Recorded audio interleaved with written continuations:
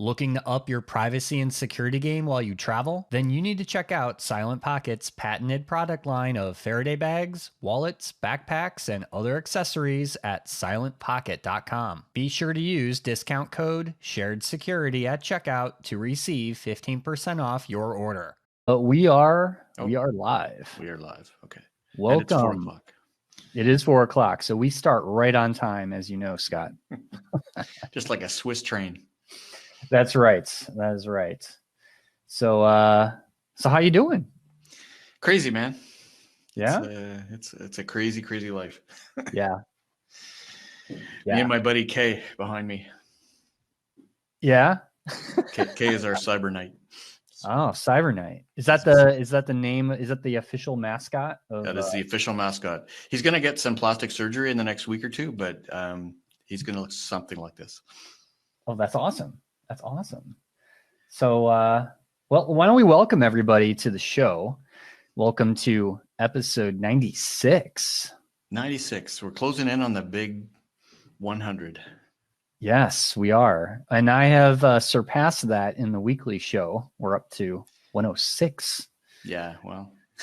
So I'm sorry to say that, Scott, but it's depressing. No, it's good. It's a really good thing. No, that's great for you and your listeners. Great for everybody. And I think everybody, yeah, it is. Anyway, that's excellent. So I think we got some good stuff to talk about this week. The voter stuff kind of getting me going. Oh yeah. I saw this story and I was like, we got to talk about this on the podcast. This is I have some strong opinions about this. And for the listeners here, we're talking about the city of Seattle, or the area, the county that encompasses the city of Seattle here in the US. They are going to be allowed to vote by smartphone for the first time ever in a US election. So I think we have some strong opinions about that. Yeah. I wish I invited one of my security associates named Marcel Gingras. He actually has done a lot of work for Elections Canada on risk management. And he did a little talk at the ISSA chapter, and it was quite informative. So when we get into are we going to talk about that now, or are you going to do a little bit of the roundtable thing first, and then? I think we'll just talk to you. We'll do a roundtable, just what we're going to be talking about, and then let's get into election detail. Stuff. And then I wanted to bring up another kind of controversial topic, was the Saudi prince who was allegedly accused of hacking Jeff Bezos, who we all know as the CEO of Amazon, who is also, I believe, the richest man in the world. And the richest man ever to have been hacked for texts. Yes. Yeah. There's a lot of drama around that particular story. It's almost worthy of like a soap opera or a major motion picture, to be honest. Yeah. Excellent. So and then what? And then we'll finish up with yet another data breach. This time, Microsoft had a breach of their customer support database, which is pretty significant considering everything runs on Windows, and just imagine how many Microsoft customers there are. Interesting. So I have a bit of insight, not on the breach itself, but just you did having yes, me and my amazing skills at hacking. I dropped the honey stick and I got the whole thing. Cool. But I have used their developer support, and it's interesting to see. I'll tell you something about that in a minute. Cool. Yeah. All right. Well, let's dig into things, and so we'll talk about this voting by smartphone. Gotta like it. I don't know if "like" is the right word, Scott. Well, if you're a hacker, you gotta like it. Yeah, if you're a bad guy or a hacker, or maybe a certain nation state starting with the letter R, you may like this a lot for the next U.S. election. I don't know. Yeah. what I find interesting is that, and of course, we'll have the links to anything we talk about on this episode in our show notes on sharedsecurity.net. But essentially, the reason they're doing this in this particular county is to address the issue of low voter turnout, thinking that, well, if more people vote through their smartphones, it's going to help increase the amount of voters for the election. Right. Well, it may. Oh, it may, but it may also increase the amount of fraudulent votes for a particular candidate. Or I can just imagine the risks of having, a cyber attack on that infrastructure, and of course how they're going to do it.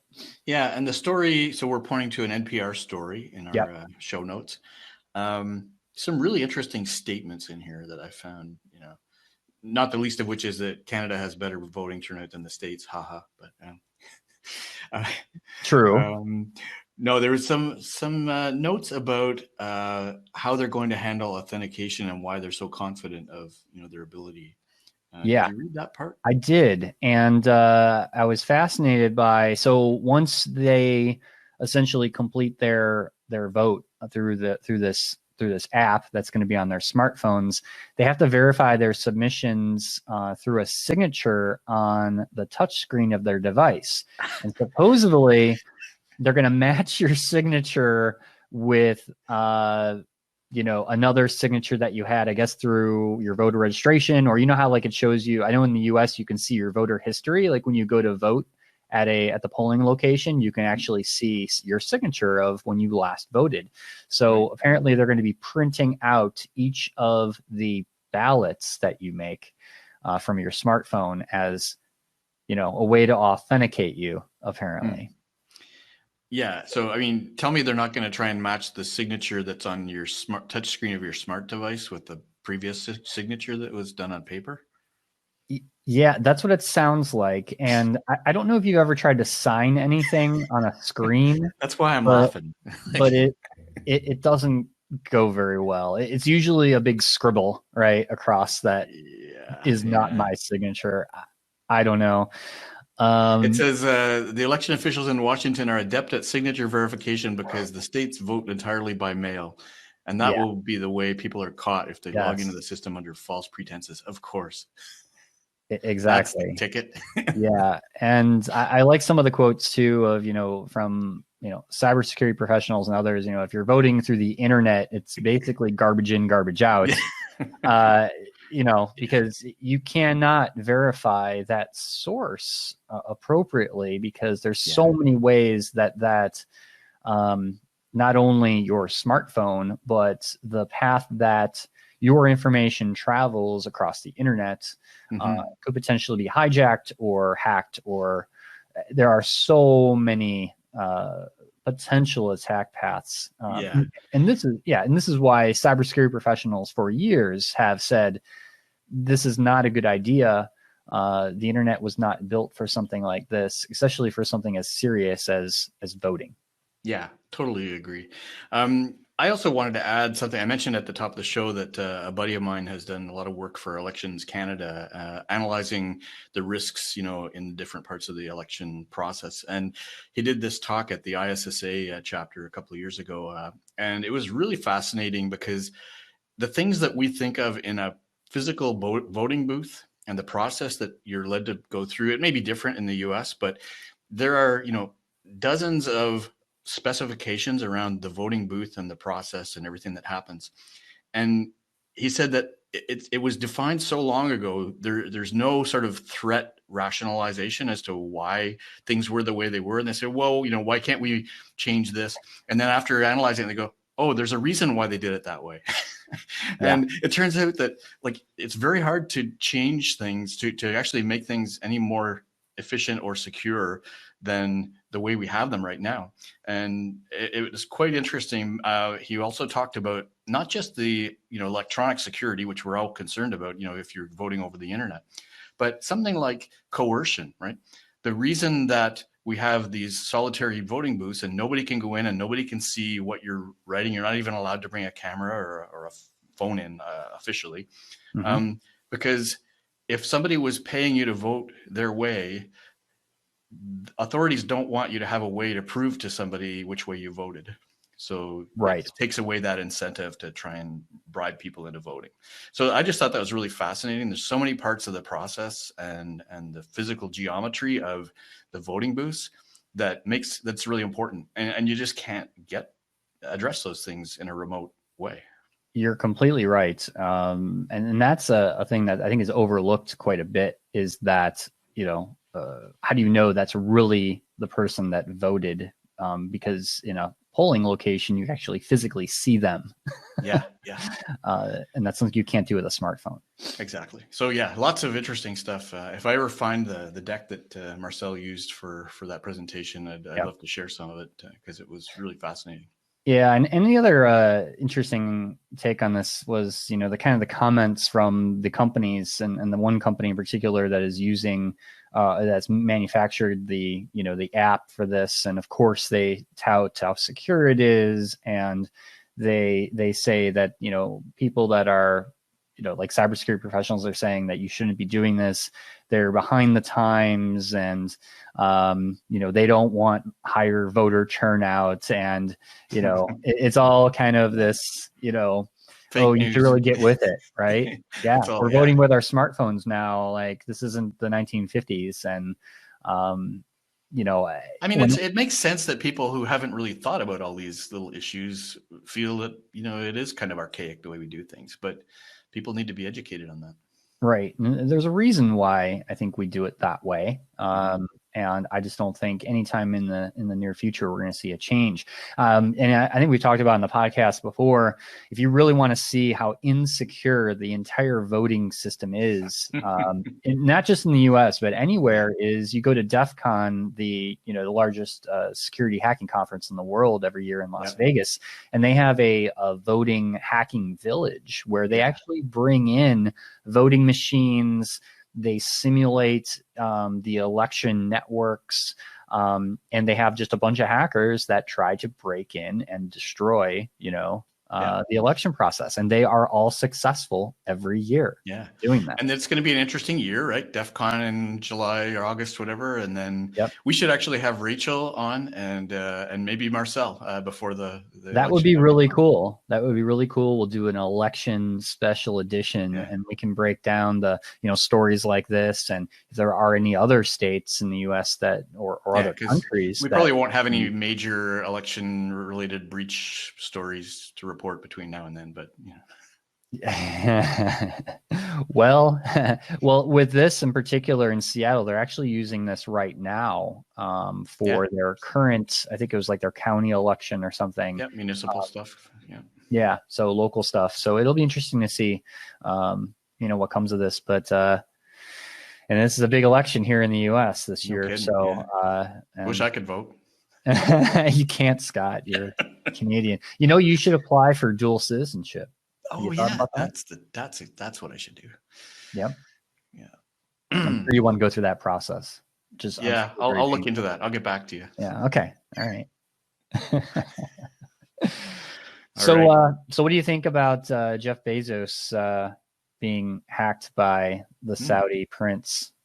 Well, as we recommended many times on the show, be careful who you connect with and become friends with. Yeah. The friends in high places that may want to do something to, take either. Well, I wouldn't say this is about taking his money. He is the richest man in the world, but I think it's more about what Jeff Bezos owns and what he's connected with. Yeah. Is the real story here. Power. Yeah, because Jeff Bezos owns the Washington Post, which has been very critical of the Saudi government, especially with the killing of his name was Jamal Khashoggi. Khashoggi, yeah. The Saudi government, I think, has been tied to various types of hacks like this. This one in particular was through WhatsApp, and Jeff Bezos had received a video on his WhatsApp app, which apparently there was a vulnerability in the application, which allowed full control of his mobile device. So, and there was evidence stating that that video file was sent on behalf of the Crown Prince. And they have an interesting timeline here that we'll link in the show notes, which I think is fascinating, how they had met in 2018, where they actually exchanged phone numbers. So the Saudi prince did have his phone number. The alleged hack happened in May of 2018, so only a month later. And then in October, Khashoggi was murdered. And then in 2018, in November, the Washington Post linked the Khashoggi murder to the Saudi regime. And then, ironically, in January of last year, there was a tabloid that exposed Jeff Bezos' affair.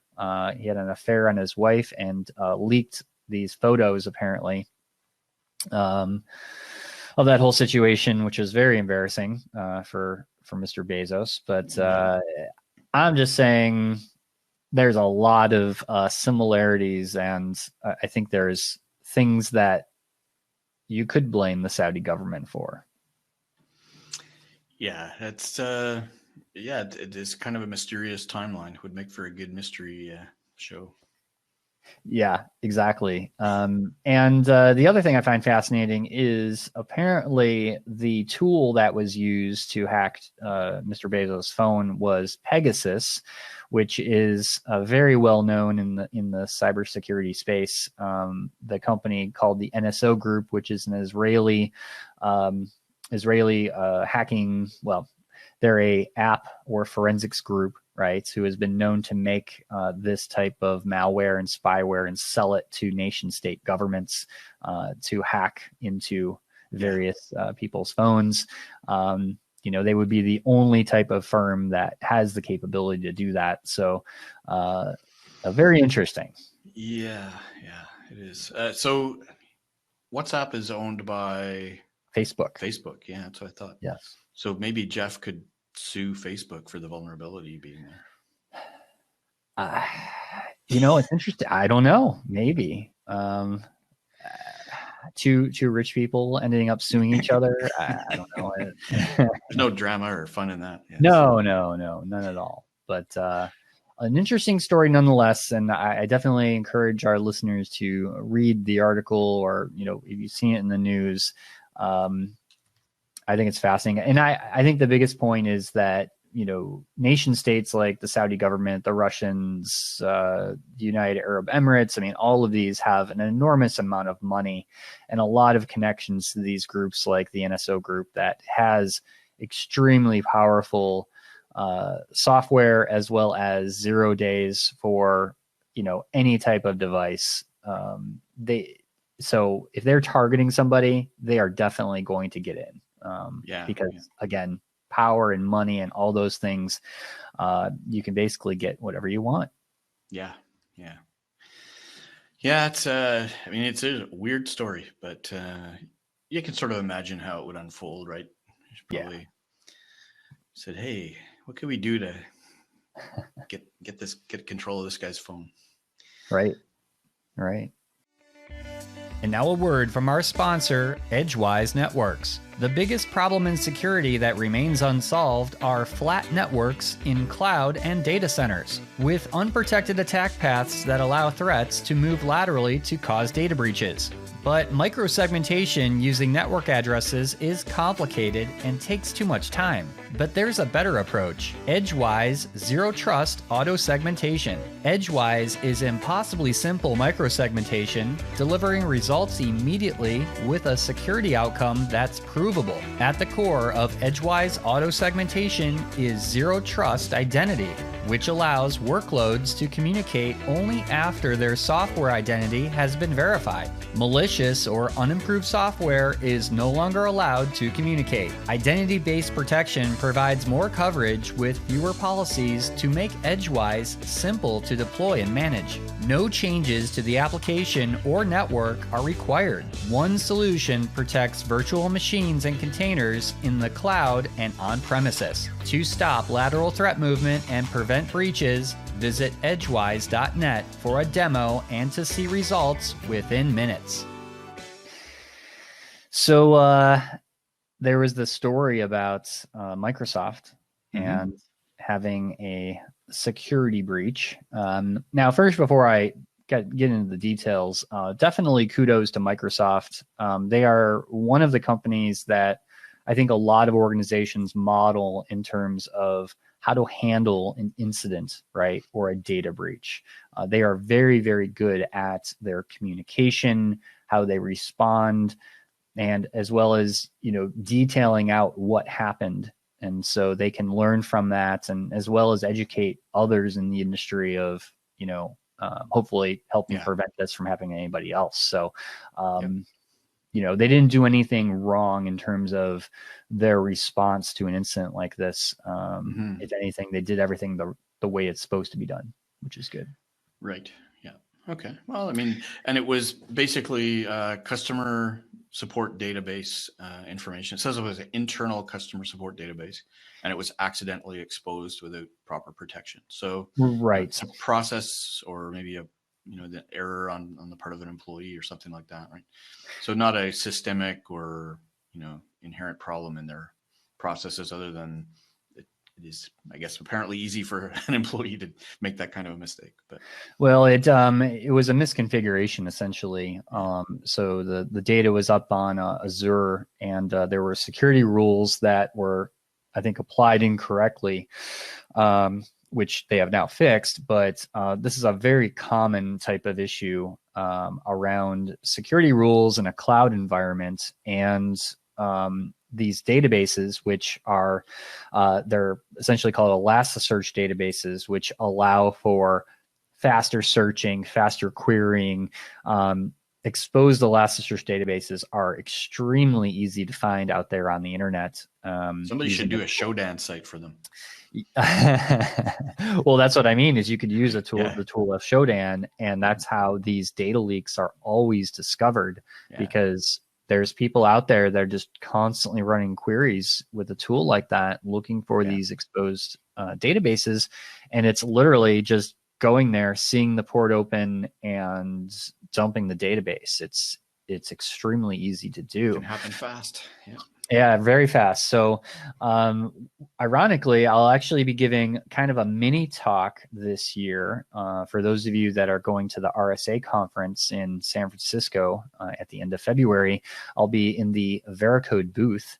So the company that I work for, Veracode, I'll be speaking on these types of data leaks and some other interesting things that we find developers that leave out on GitHub and other areas of the internet that can easily leave organizations exposed. So definitely stop by. You're going to do a live podcast while you're there?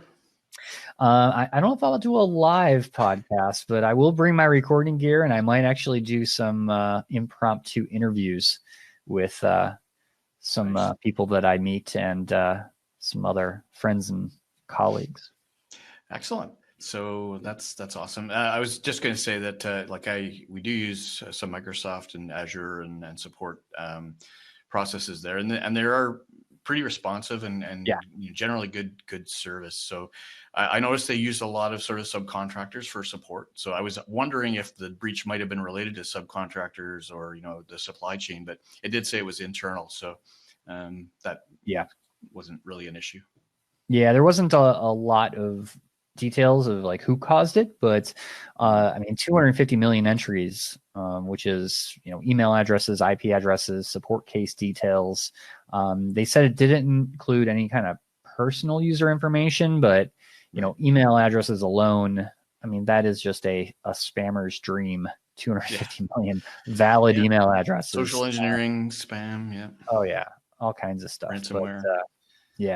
But again, I think the lessons from this are, the Elasticsearch databases, Amazon S3 buckets, those data exposures, they are constant. It's almost every day we hear about another story of a data leak like that. And it's just something that organizations need to be aware of and be more proactive with how you're configuring your cloud environment.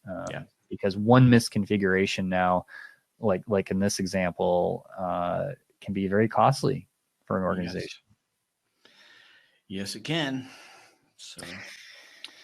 So how are things with ClickArmor? You have any ClickArmor's updates? coming along. So yeah, we've sort of been going through a slow release of customer applications or communities. What we do is we set up an organization for an individual company, invite their people, and they get to do security awareness in a gamified environment. So rather than going through the boring click and watch a video or read a screen, watch a video of Kevin Mitnick or something, and then answer a quiz, and then you're done for the year. That's not the way we think it should be done, really. We're all about trying to change behavior, and we don't think that anybody else is doing it this way. And it really is hard to retain knowledge from a one-shot training program. Imagine if you were trying to learn the martial arts, right?